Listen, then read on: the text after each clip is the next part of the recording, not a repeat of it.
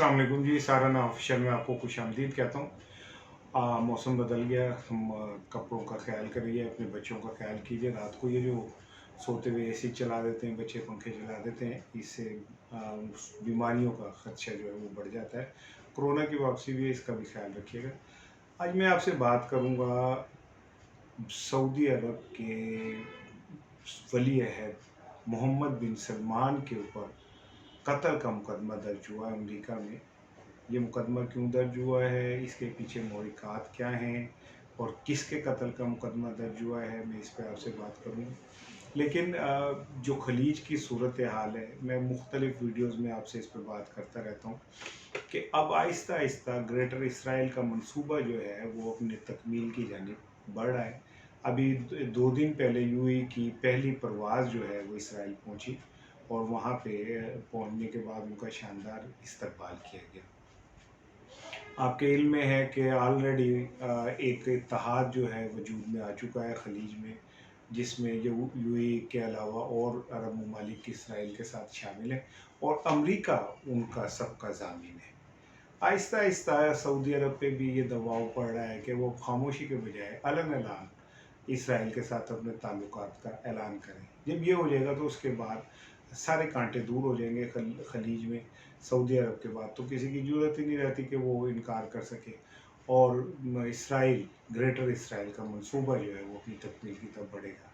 लेकिन फिर पाकिस्तान इसमें सबसे बड़ी रुकावट है और मैं इस पर फिर बात करूँगा। लेकिन आज मैं बात आपसे करूँगा कि शहज़ादा सलमान के ऊपर, मोहम्मद बिन सलमान पे कत्ल का मुकदमा दर्ज हुआ है और ये मुकदमा दर्ज हुआ है वाशिंगटन के अंदर, वाशिंगटन के डिस्ट्रिक्ट कोर्ट के अंदर दर्ज हुआ है। और ये मुकदमा दर्ज कराया है एक बहुत मशहूर सहाफ़ी जमाल खशोगी का, आपने नाम सुना होगा, जिनको कत्ल कर दिया गया था तुर्की के सफारत खाने में। ये उनकी मंगेतर हैं खतीजा, उनके और एक इंसानी हकूक़ की तंजीम है जिसका नाम है democracy for Arab world now. ये उनको उन्होंने मिलकर दरख्वास्त दी थी, जिसके बाद मोहम्मद बिन सलमान और कुछ और शहजादों के ऊपर जमाल खशोगी के कत्ल का मुकदमा दर्ज हुआ है। आपको याद होगा कि जमाल खशोगी जो थे वो वाशिंगटन पोस्ट के कालम निगार थे और अल अरब न्यूज़ चैनल के चीफ़ एडिटर थे और वो सऊदी अरब और ख़ुसूसन मोहम्मद बिन सलमान पे बहुत तनकीद करते थे।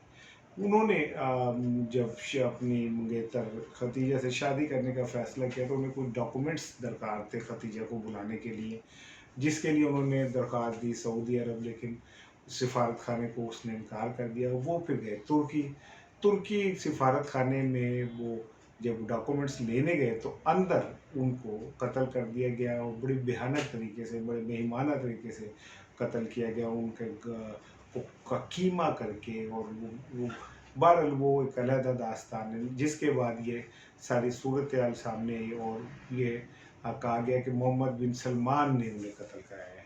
अब ये तो अलखुदा जाने कि मोहम्मद बिन सलमान और दीगर शहजादे इस कत्ल में इन्वॉल्व हैं या नहीं। लेकिन अब जो बज़ाहिर लग रहा है वो ये कि इस मुकदमे को और जमाल खशोगी के कत्ल को मोहम्मद बिन सलमान के ऊपर प्रेशर डेवलप करने का हरबा बनाया जा रहा है। और मोहम्मद बिन सलमान पे कत्ल का मुकदमा दर्ज करने का मतलब ये है कि उनके ऊपर प्रेशर डेवलप किया जाए। अमेरिका मुख्तलिफ तरीक़ों से सऊदी अरब के ऊपर प्रेशर डेवलप कर रहा है कि वो इसराइल से अपने ताल्लुकात का ऐलान करे और खुल के मैदान में आए और इसराइल को खलीज में अंदर घुसने का मौका दे। ये जो मुकदमा दर्ज हुआ है मोहम्मद बिन सलमान पे, ये भी उसी सिलसिले की कड़ी आप समझें, ताकि मोहम्मद बिन सलमान के ऊपर पहले ही अमेरिका ने जमाल खशोगी के कत्ल के हवाले से बहुत प्रेशर डेवलप किया है।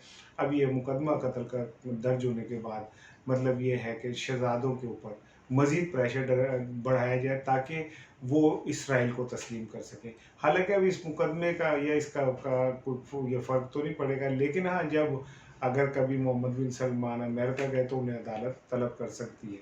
वो मोहम्मद बिन सलमान ने सऊदी अरब में ही इस केस के हवाले से जिन जिन पे इल्ज़ाम है उन पे मुकदमा चला के उन्हें बरी करवा दिया, एक आधे को मामूली सज़ा दे दी। लेकिन अमेरिकन अदालतों ने उन फैसलों को नहीं माना था और ये कत्ल का मुकदमा दर्ज होने के बाद अब देखिएगा कि अमरीकी अदलिया जो है वो इस केस को किस तरह उछालती है और अमरीकी मीडिया भी। अस्सलाम वालेकुम।